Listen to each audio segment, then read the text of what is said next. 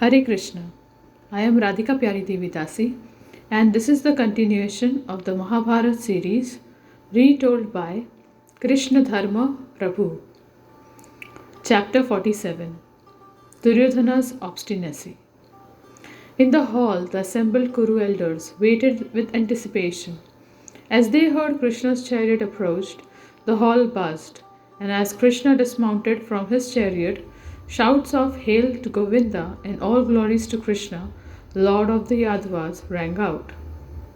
Krishna caught hold of both Vidura's and Satyaki's hand on either side of him and walked into the hall. Dhritarashtra rose along with Bhishma, Drona, Kripa, and others. Crossing the floor, Krishna greeted Dhritarashtra respectfully. The king offered him a beautiful throne encrusted with jewels. With his divine vision, Krishna saw numerous celestial rishis approaching the assembly from the sky. He said, "Many rishis, hoping to witness what will happen here today, have assembled. See, there is Narad Muni. Offer them suitable seats, for how can any of us sit down while they remain standing?" Dhritarashtra ordered his servants to fetch golden seats. The rishis entered the hall like glowing planets descended from the heavens and accepted the seats. After they had been worshipped with all respect, Krishna accepted his own seat and was in turn worshipped by the Kurus. Vidura sat next to Krishna on a seat covered with white deer skin and decked with gems. Opposite Krishna, Duryodhana and Karna sat together on a single throne. As the monarchs took their places, Brahman recited Vedic hymns to invoke an auspicious atmosphere. Gradually, everyone fell silent and gazed at Krishna. Seated on his throne, he looked like a dark gem set in gold. There was perfect stillness in the hall as everyone waited for him to speak. Krishna looked towards Dhritarashtra and said, "May there be peace between the Kurus and Pandavas. O Bharata, may no heroes be slain on either side. Only for this have I come. O King, I have nothing more to say." Hearing Krishna speak reminded the assembly of the soft thunder of autumnal rain clouds. All eyes remained fixed upon him. "O King, you know as well as I do the cause for the present situation. Peace lies in your hands. You have a great responsibility. Your dynasty is famed for its virtue and nobility. The Kurus are especially known for their knowledge of scripture, good behavior, kindness, compassion, forgiveness, and truthfulness. Do not allow your fine heritage to be sullied. You are the Kuru's leader and must bear the reaction to any sinful acts they perform. A calamity now faces your race, caused by the Kuru's behavior. If you do not check it, O monarch, it will destroy the world." Krishna looked over at Duryodhana. The prince appeared distracted, looking away from Krishna and rubbing his face with a hand covered in gleaming gems. Krishna went on, "O king, your sons are not considering morality or even profit. They are wicked and overcome by avarice. They are being unfair towards their own friends. I do not think peace would be so difficult to achieve. It depends upon you and me. You should give an order, and your sons should follow it. The Pandavas never ignore my advice. Set your sons on the path of peace, and I will do the same with the Pandavas. Consider everything carefully, O king. Even if you desire to rule this world, it is still better to establish peace with the Pandavas than to make them your enemies. At present, they see you are as worshipable elder. They will wait upon you and protect you, and even the gods will not be able to assail you. You will not find better allies than the Pandavas. With them at your side, you would lead troops headed by Bhishma, Drona, Kripa, Karna, Ashwathama, Yudhishthira, Bhima, Arjuna, and so many other great heroes. Where is that fool who would fight such warriors?" The blind king sat with his head bowed. Krishna's speech was as he had expected, cutting and painfully true. His throat was parched and he called for water as Krishna continued. On the other hand, O king, what profit will there be in fighting with the Pandavas? What merit do you see in arranging for so many men to die? O best of the Bharatas, just imagine what you will feel when you hear of the deaths on either side. There is no question that both parties will not survive the war. The kings you see here and the kings at Virata will slay each other mercilessly, influenced by anger. O Emperor, rescue them from death. Save this world from disaster. Let the feelings of affection you once bore for the Pandavas again flood your heart. Bring them here as your children. According to worldly virtue, such fatherless boys deserve your protection, especially in their distress. Now hear their message to you, which they asked me to repeat in the assembly. Krishna repeated what Yudhishthira had said just before Krishna departed. At your command, O king, we have spent 13 years in exile, expecting that you would keep your word. As we have carefully kept our pledge, so we ask you to keep yours. We have suffered greatly and now desire to return to our kingdom. O Bharata, you know the principles of virtue. Act towards us as a father should act towards his sons. We will act as your sons. You are our worshipable elder. If you find us remiss in our duties, do not hesitate to correct us, O king. Set us on the proper course and yourself follow the excellent path of virtue. Dhritarashtra shifted uncomfortably. His guilt at having mistreated Pandu's sons bothered him more than anything else. They had been brought to him as young children after their father, his brother, had died. It was true that he should treat them no differently than his own sons. This was surely his greatest sin, that he had neglected and even inflicted suffering on those deserving his protection. Tears fell from his blind eyes as Krishna continued. In an assembly where virtue is overcome by vice, it is the duty of the members of that assembly to remove it by all means. If vice is not removed, then it will kill all those who have participated in it. If vice prevails over virtue, falsehood over truth, then those who allow it will be ruined. What else could you do but return the Pandavas' kingdom? I desire both your good and what is best for the Pandavas. If my words are true, then let the Kurus confirm them and release the Kshatriya race from the shackles of death. Make the large-souled virtuous Yudhishthira your ally. Do not destroy these kings for the sake of vice, nor morality for the sake of the so-called happiness. Do not mistake good for evil and evil for good. O Lord of the earth, restrain your sons, who are too attached to avarice. Kunti's sons are ready to serve you and to fight for you. This is my advice. Choose now that course which appears best to you, O king. Everyone remained silent. Having listened carefully to Krishna, the kings were speechless. No one could argue with anything he said. Only Duryodhana found fault with him, and he looked at Krishna with a sly smile. Parshurama was among the rishis, and when Krishna finished speaking, he stood to address the assembly. All eyes rested upon him as his voice rang out around the hall. He wore a black deerskin and had matted hair. His dark eyes glowed and his body shone with a mystical luminosity. He told the assembly a story about the ancient king Dambodhbhava. That king had possessed incomparable power but had become excessively proud and arrogant. He searched continuously for opponents to defeat in battle. One day, he heard that the two rishis, Nara and Narayana, were the most powerful men on earth. He went at once to Gandhamadana, where they were practicing asceticism, and challenged them. Although they declined, the king insisted. Finally, Nara said, "Fight. Then, if you must, O Kshatriya, bring your entire army and all your weapons. I will soon destroy your thirst for war." The king attacked the rishi with all his power. Nara pulled up a handful of grass and, imbuing it with mystic power, hurled it at the king and his army. The grass transformed into razor sharp steel shafts that sliced off the ears and noses of all the soldiers. So many shafts rained down upon them that they were unable to move. Dambodhava fell at Nara's feet and begged for mercy. The rishi forgave him his insolence and instructed him to never again insult someone without first establishing his opponent's power.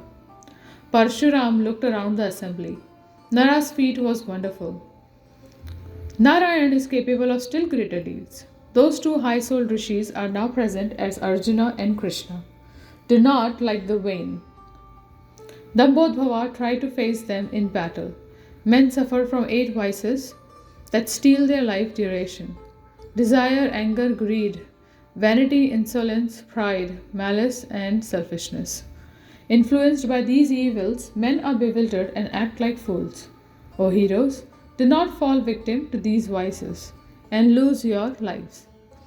No one can defeat Arjuna within the 3 worlds, and Janardana exceeds him. Make peace with them and do what is good for yourselves and the whole world. Then another rishi, Kanva, spoke. Confirming what Parshuram had said about Nara and Narayan, he added, one should not consider he who possesses great physical strength powerful. Real strength lies in virtue. The Pandavas are virtuous. Furthermore, Krishna, the reservoir of all virtue, is on their side. Those 5 heroes combined with Krishna are no less than Dharma, Vayu, Indra, and the twin Ashwini gods united with Vishnu. O Duryodhana, how will you even look at them? Effect peace at once or be annihilated. Duryodhana was breathing heavily. His brow contracted.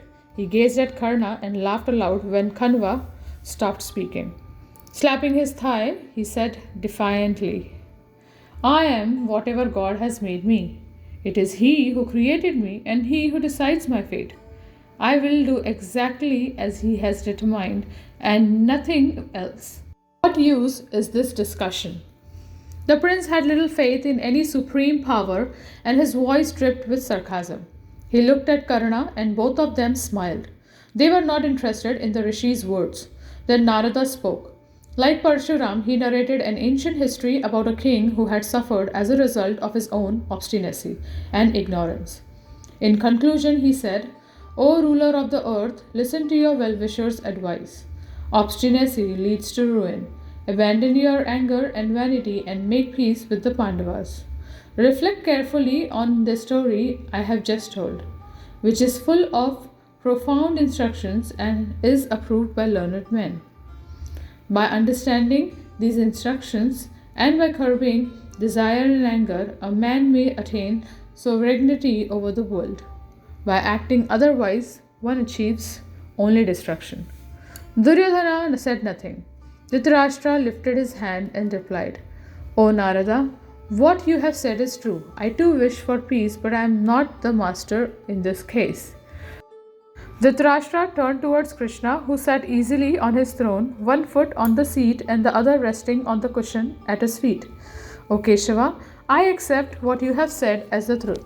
What you have said is for our benefit and the benefit of the world. By following your words, we can attain heaven. But I am not my own master.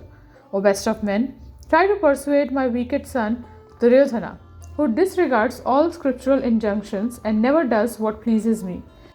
He will not listen to me, and neither will he hear from Vidura, Bhishma, or any of his elders. Please instruct him yourself, O Krishna. If you can correct my son of crooked intellect and sinful heart, then you will have performed your duty as a friend.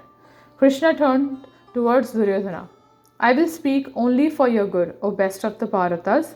I desire your prosperity and happiness as much as you do. What you are contemplating will make you suffer.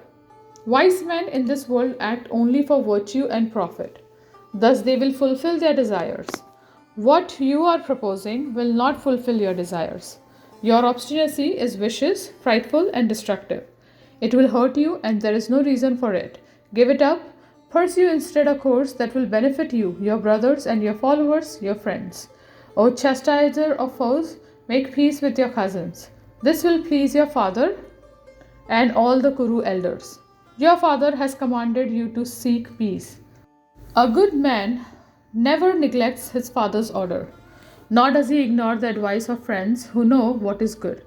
One who disregards the orders of seniors and the advice of well wishers will be consumed as one who eats poisonous fruit dies.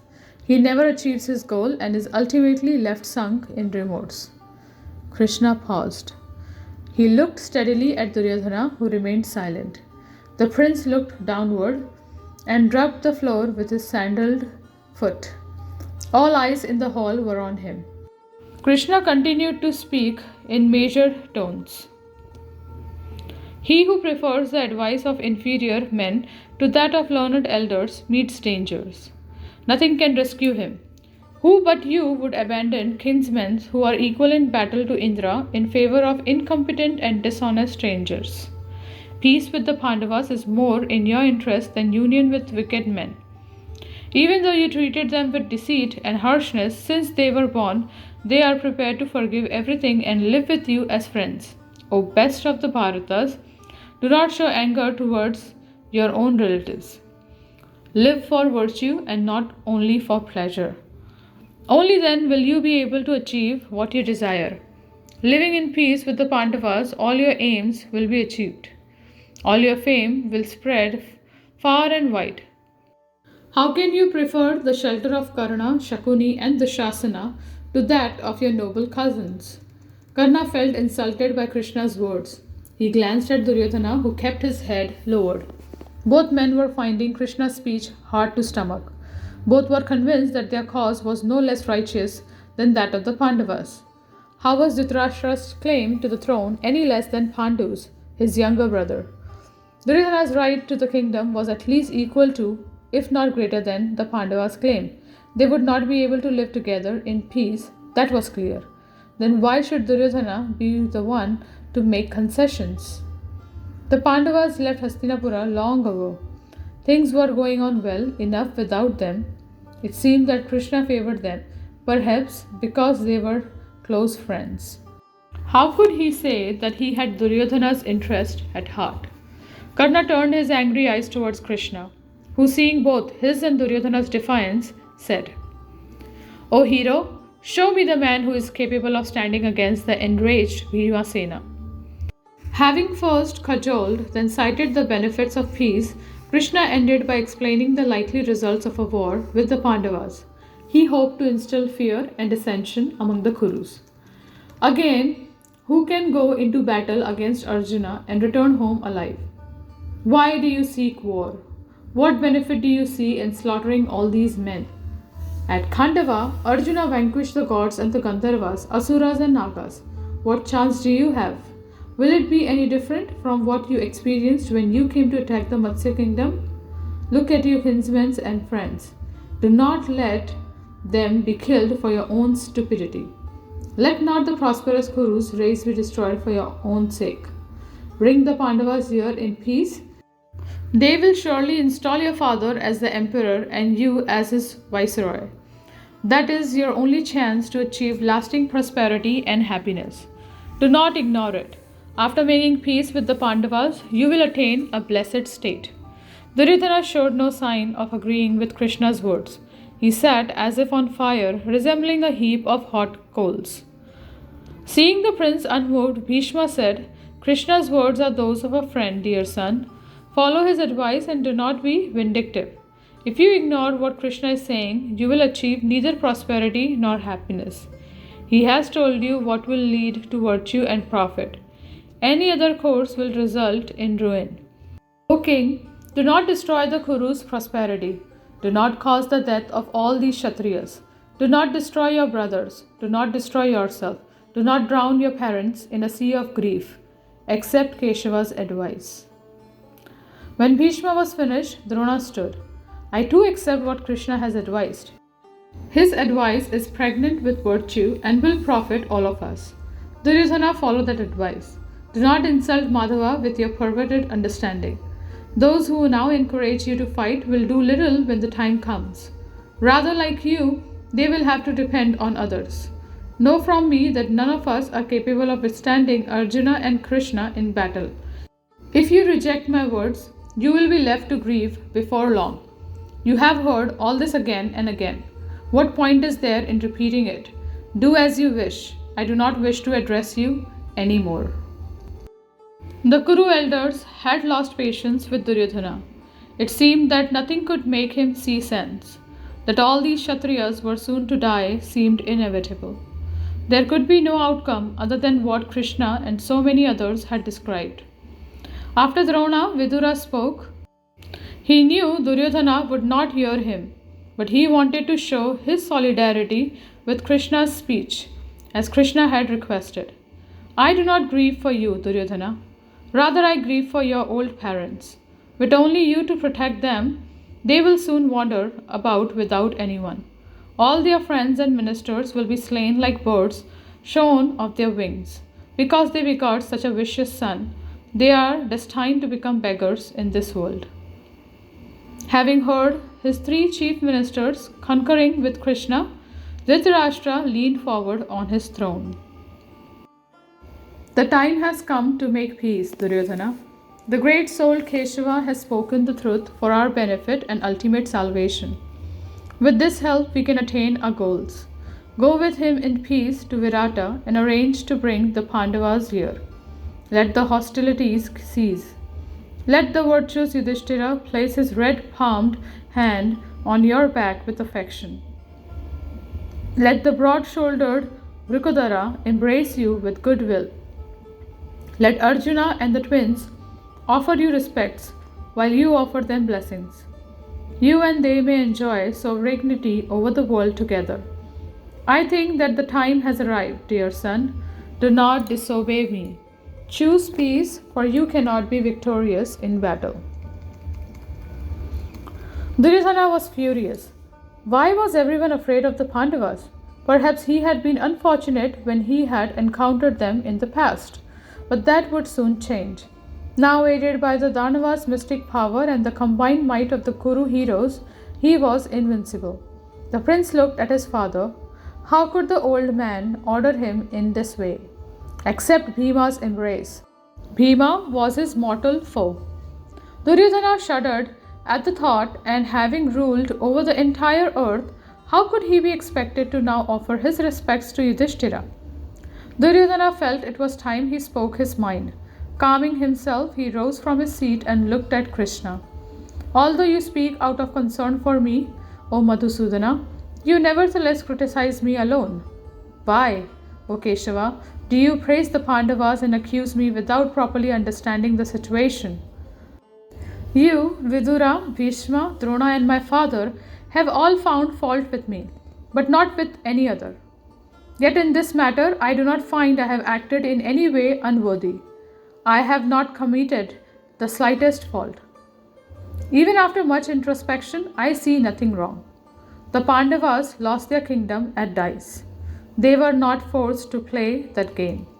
Even when their wealth was returned, they agreed to play a final game and were thus exiled. Was that my fault? Why do they regard me as an enemy? Even now, although they are weak and incapable, they threaten the Kurus. Duryodhana looked at Karna, who clenched his fist in support. The Kaurava prince continued, We are powerful Kshatriyas and will not bow down to any man out of fear. I do not see anyone who can face the Kuru army in battle.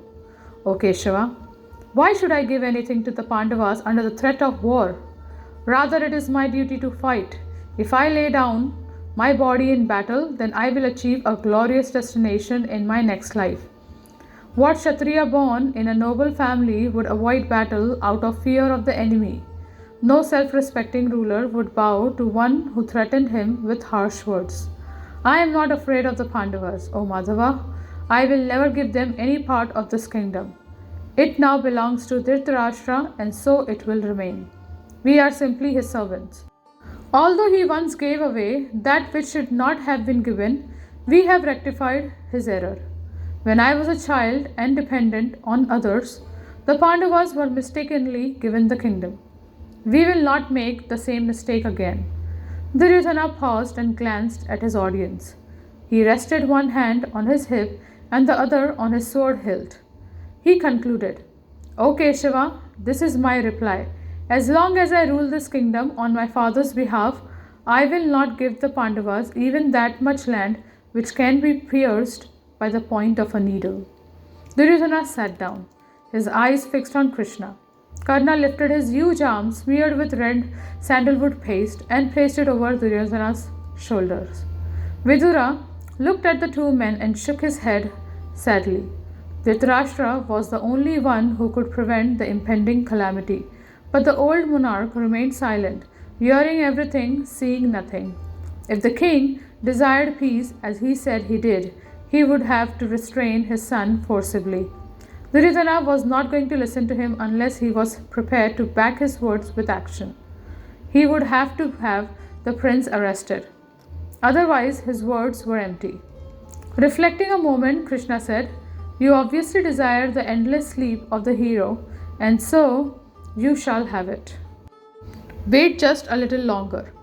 Then there will be the massacre you desire. O fool, you think you have no blame, but everyone here knows the truth. You were jealous of the Pandavas' prosperity, and you plotted with Shakuni to defeat Yudhishthira at dice. Who else could have treated his brother's wife as you treated Draupadi? Draupadi is chaste, of noble birth, and is well behaved. She is dearer to the Pandavas than their own lives. Still, you insulted her before all the Kurus?" Krishna reminded Duryodhana how Dushasana had addressed the Pandavas as they left Hastinapura, and how even before the dice game, the Kurus had antagonized them. To plead innocence was simply evidence of his arrogance. Krishna was stern as he continued, "If you do not return their kingdom to them willingly, you will have to return it to them when they defeat you in battle. You have committed so many evil deeds towards the Pandavas, and now you try to appear innocent? You have been repeatedly ordered by your elders to make peace, but you ignored them. Only by peace will everyone be benefited, including yourself. That it appears otherwise to you is a sign of your lack of intelligence." Krishna's speech had convinced even some of the Duryodhana's brothers. Dushasana in particular had begun to favor peace. Remembering Bhima's vow to tear out his heart, he addressed his elder brother. "If you are so foolish that you will not willingly make peace, then the Kauravas will bind your hand and foot and offer you to Yudhishthira." Duryodhana stormed out of the hall. Then Duryodhana's 100 brothers and all his ministers followed him. After they had gone, Bhishma said, "One who abandons virtue and profit out of wrath will soon be sunk in a sea of troubles. This prince lacks wisdom and knowledge. He is influenced only by anger and greed. O Janardana, I think the Kshatriya race is about to be annihilated, for his brothers and ministers follow him out of folly." Krishna turned his lotus-like eyes towards Dhritarashtra. "This is the fault of all the Kuru leaders. You should have restrained Duryodhana by force. O sinless men, it is time for you to act. Listen as I describe what is in your best interest. You all know how Kamsa, the king of the Bhojas and Ugrasena's wicked son, was rejected by his kinsmen. In the end, I killed him. By this one act, the Yadavas, Andhakas, and Vrishnis all became happy. One man should be sacrificed for the sake of a race, the race for the good of a town, the town for the benefit of the country, and the earth for the sake of the soul. O Bharatas, after binding Duryodhana, Karna, Shakuni, and Dushasana, make peace with the Pandavas. In this way, the Kshatriyas may be saved." This made Dhritarashtra even more uncomfortable. From Duryodhana's birth, his advisors had insisted he reject his son. He had refused. Now he was tasting the bitter fruit of his mistaken judgment. He was too attached to his son, and that attachment had not weakened over the years. Duryodhana took advantage of his weakness and ignored him. It seemed Duryodhana could be checked only if he were executed, or at least imprisoned. Now Krishna was suggesting that they carry this through. How could he contemplate such an option? He thought of Gandhari. Maybe the prince would listen to his mother. He decided to ask her to enter the assembly. "O Vidura, please go and bring the queen here. Then order my son to return to the assembly. Perhaps the wise Gandhari will be able to persuade him." Vidura left the hall, and soon Gandhari entered. Maidservants leading the blindfolded queen to her place next to the king. After being seated and informed of the situation, she addressed Dhritarashtra. Your son is full of lust and greed. Only by your blessings has he obtained this kingdom, which he in no way deserves. O king, although you know he is sinful, you support him out of fondness. For this you are as much to blame for the present situation as he is. It will be difficult now to check Duryodhana. As Gandhari finished, Duryodhana returned, strode angrily across the hall, bowed slightly to his parents, and sat down. He was still breathing heavily, his eyes red. Gandhari spoke gently. My dear son, listen as I offer advice meant only for your benefit. It is my most earnest wish that you make peace with the Pandavas. Follow your elders' guidance, my son, and reap the fruits of virtue. You want to control the earth only because you are full of sense desire and anger. You do not know that only by overcoming those two impulses can a man attain success in life. One who is controlled by his senses cannot control a kingdom. Only after conquering ourselves can we conquer the earth. Otherwise, it is not possible. The uncontrolled senses are powerful enough to kill a man, just as untrained horses can kill an incompetent driver. Prosperity always attends the king who has mastered his passions and who stands ready to chastise offenders, acting only after careful consideration. He who gives in to desire and wrath will lose everything in the end. Such a man cannot even attain heaven. Therefore, strive to control your senses, for in this lies your greatest good. Gandhari spoke from her own realization. Since the Pandavas' exile, she had begun to practice asceticism. Feeling guilty for the way the Kurus had insulted Draupadi, she fasted and performed constant sacrifices. She practiced penance, praying that her licentious son might somehow be brought to his senses. But that seemed impossible. His heart was steeped in greed and envy, but he could not recognize these qualities in himself. Imploring, the queen continued, by joining with the virtuous and self controlled Pandavas, you can enjoy this earth for a long time. What will you gain by fighting with them? Here is Krishna who performs powerful acts with little exertion. He is able to destroy all the kings alone. What then will happen when he unites with Arjuna? You have heard this advice again and again. One who ignores his well-wishers will only lament, but his enemies will rejoice. O child, your father gave the Pandavas their due share afraid of a dispute. Now you are enjoying the fruits of that gift. It was those heroes who subjugated the world. Surely, half the kingdom can satisfy your needs. Do not invite destruction by igniting a dispute with the Pandavas. They have suffered enough these last 13 years. Give them back what is theirs and save the world from disaster. When Bhishma, Drona, Kripa, Karna, Bhimasena, Dhananjaya, and Drishtadyumna come together in anger, all creatures will be destroyed. Therefore, quench your greed and act with wisdom. This is my advice to you, dear child. Duryodhana snorted.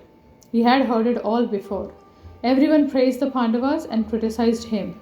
There didn't seem to be anything he could say to convince them otherwise. Seeing that his mother had finished, he again left the hall. It was time to act. He went straight to Dushasana's palace. His brother was sitting with Karna and Shakuni.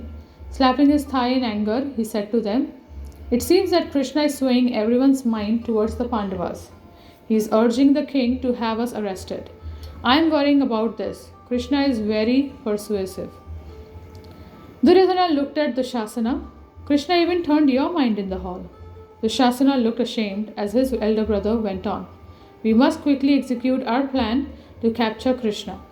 Even as Vishnu seized Bali, we will grab Krishna and bind him. When the Pandavas hear of his capture, they will lose both heart and energy for the fight, just like serpents whose fangs are broken. Let us do it swiftly, before the old man gives everything away again. Dushasana and Shakuni agreed, but Karna was uncertain.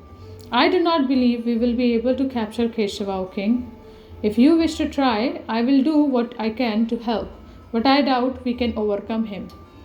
Unlike Duryodhana, Karna felt no anger towards Krishna, whom he respected as a great warrior. Krishna had killed many powerful fighters. According to the rishis, he was an incarnation of the original Supreme Person. Karna thought it likely. He only joined in the plot to capture Krishna out of friendship for Duryodhana, but he had little faith it would succeed. Duryodhana laughed away his friend's doubts. Krishna will be unprepared for our move. He has come without weapons and not expecting to fight. We can catch him off guard and have him bound and taken away before he even realizes what is happening. The prince had no doubts about his plans. Perhaps it may fail, but there was nothing to lose.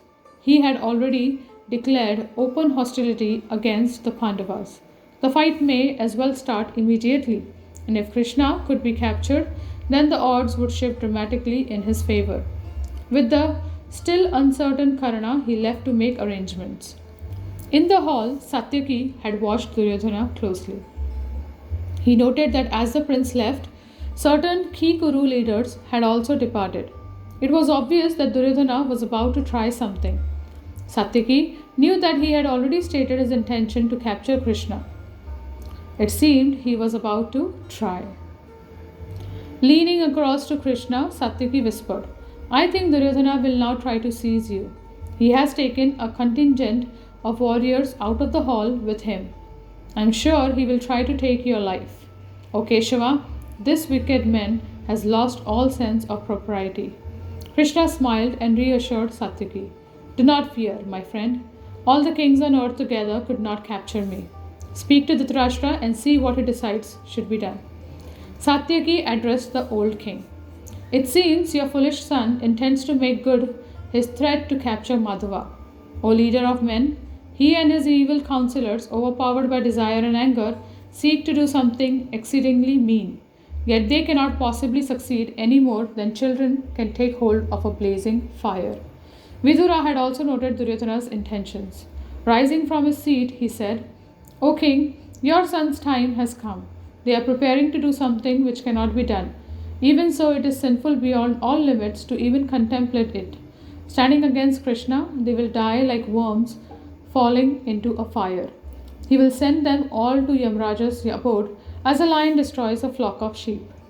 Krishna laughed. Let them try. May this is how this problem will be solved. But I do not worry. I will not do anything for which I can be censored. Although I could slay them all outright, I will not do so. In any event, they have already been killed by their own sinful desires. By coveting Yudhishthira's wealth, they have weakened themselves and will soon be ruined. O king, let Duryodhana do as he likes.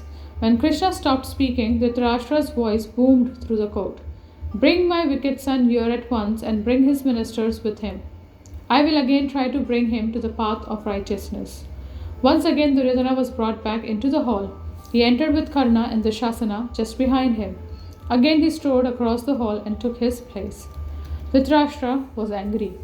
O you of inhuman conduct and extreme sinfulness, having as your support only men of small deeds, you want to perpetrate an act which is too difficult to accomplish and which is heinous beyond limit.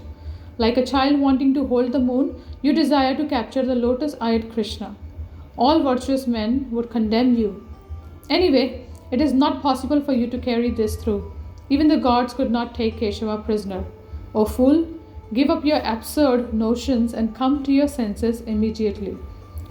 Duryodhana was seething with anger. He said nothing. He had already ordered his men to come into the hall as soon as Krishna rose to leave. Everyone else may be afraid of the Yadava, but he was not. The prince glanced across at Krishna, who was sat smiling and at ease. Soon everyone would see just how strong he was.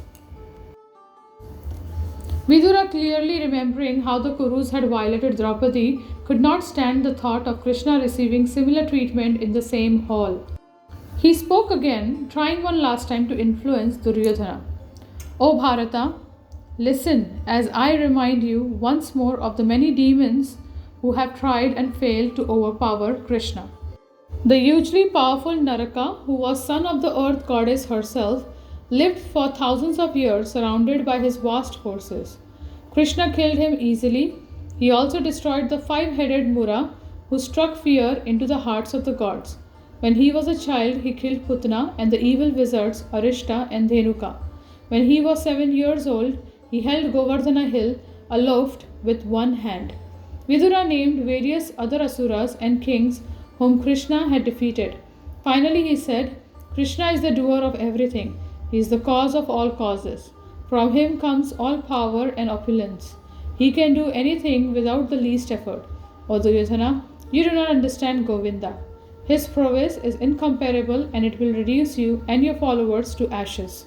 Attempting to take him prisoner is ludicrous. Krishna looked at Duryodhana. O Kaurava, out of folly you think me to be alone and vulnerable? O one of small intellect, see now as I show you the truth. Here are all the Pandavas, the Vrishnis and the Antakas. Here too are the gods, the Adityas, the Rudras, Vasus and great rishis. Duryodhana could take no more. He jumped up and pointed at Krishna. Seize him now. At once his soldiers began running into the hall from all its entrances. With swords and bows at the ready, they closed in on Krishna. Krishna laughed, and as he did, his body suddenly flashed like lightning. He began to grow in size, and various gods issued from him. Brahma sprang from his forehead, and Shiva from his chest. The Lokpals sat on his arms, and Agni appeared from his mouth. Then Indra and the Maruts appeared along with the host of Gandharvas, Yakshas and Rakshasas. From his 2 eyes came Balram and Arjuna, who stood on his left and right sides. Behind him stood Yudhishthira, Bhima and the twins, and behind them were the Vrishnis and Antakas, headed by Pradyumna. Krishna's mace, discus and club weapons appeared, blazing brilliantly. His sports emanated light, sparks and clouds of smoke. The sight was too frightening. Almost everyone in the assembly closed their eyes. Only Bhishma, Drona, Vidura and Sanjaya were able to look upon Krishna as he manifested his universal form. The rishis also gazed upon him, folding their palms and offering prayers. The sky resounded with celestial drums, and flowers showered from the heavens into the hall. Sanjaya described the event to Dhritarashtra, who said, O Krishna, you are ever doing good for the world. Therefore, it is right that you should bless me with the eyes to see your form. O best of the Yadavas, I pray for the sight to see you. O Kuru leader, let your eyes have sight, Krishna replied, and immediately Dhritarashtra could see him standing within the great hall. He also saw numerous gods approaching Krishna and worshipping him with Vedic mantras. Outside the hall, a fierce wind blew. Huge waves moved over the ocean, and thunderclaps reverberated in the sky. The earth trembled. The hall was in a tumult. Krishna withdrew his mystical form and again assumed a 2-armed form. Taking permission from the rishis, he left the hall, holding the hands of Satyaki and Kritavarma. The rishis, headed by Narada, rose from their seats and vanished, their minds astonished. Dhritarashtra again became blind, and he sat in silent amazement. As Krishna left, the Kurus followed him with folded hands like the gods following Indra. Only Duryodhana and his ministers remained seated. They were struck with wonder and unable to do or say anything. Their plan to capture Krishna was obviously futile. Outside the hall, all the natural disturbances had stopped and a gentle breeze was blowing. Krishna mounted his chariot and prepared to leave. As he sat upon his golden car, spread with white tiger skins, Dhritarashtra came out of the hall. Led by Vidura, he went up to Krishna and said, You have seen the influence I wield over my sons, O Janardana. You have seen everything. Nothing has been hidden from you. It is not proper to blame me, O Keshava, for I desire only peace. I have no wicked intentions against the Pandavas. You have heard me speak to Duryodhana and seen his response. I have done my best. Dhritarashtra was surrounded by the Kuru elders. Krishna looked at all of them and said, You have also witnessed everything. How that uncultured man walked out, even as he was receiving instructions meant for his good. You have also heard the ruler of the earth state that he is powerless. With your permission, I will now return to Yudhishthira. Krishna sat down with Satyaki and Kritavarma on either side of him. Daruka urged on the horses and the chariot moved off. The Kurus watched it move along the broad highway, cheered on all sides by crowds of citizens. Krishna ordered Daruka to take him back to Vidura's house. He wanted to speak once more to Kunti before he left for Virata. Going before his aunt with Satyaki, Krishna touched her feet and told her what had transpired in the assembly. Kunti was not surprised. She had not expected Duryodhana to listen. Fearing that Yudhishthira might be too forgiving, she asked Krishna to exhort him to fight. She knew he would be loath to fight with his kinsmen and elders only to win a kingdom. As a Kshatriya princess, Kunti had been educated in the rules of conduct for warriors. She spoke for some time with Krishna, citing the rules and making it clear that the proper course for Yudhishthira was war. Her sons should harbor no doubt about it. Again reminding Krishna of the prophetic voices which had foretold great things for her sons at their births, Kunti said, "Let it be as the divine oracles predicted. O Krishna, my sons must now fulfill their destiny and take control of this earth. They will not achieve it through peaceful means, nor can Draupadi's honor be restored unless my sons fight. For me, this is the most compelling reason for war. They must avenge their wife. They have not freed themselves of that obligation. They failed to protect her in the vicious assembly at the dice game. They must now rectify this wrong." Kunti bowed down and touched Krishna's feet with her hands. Standing again, she concluded, "O Keshava, tell my sons that I am well. Go now on your auspicious way." Krishna stood up to leave. After walking respectfully around his aunt, he bid her farewell and left the room. Outside, he found Bhishma and the other Kuru leaders waiting to see him off. Krishna bowed before them, exchanged farewells, and mounted his chariot with Satyaki. Then he headed out of Hastinapura. The Kurus watched as the chariot sped towards the city's southern gate. Urged on by Daruka, Krishna's horses seemed to leap into the sky again and again. In a short time, he was out of sight. The Kuru chiefs turned and headed towards the king's palace. Krishna's peace mission had failed. War was certain. Thus ends the 47th chapter of the Mahabharata series, Duryodhana's obstinacy. Thank you very much. Hare Krishna.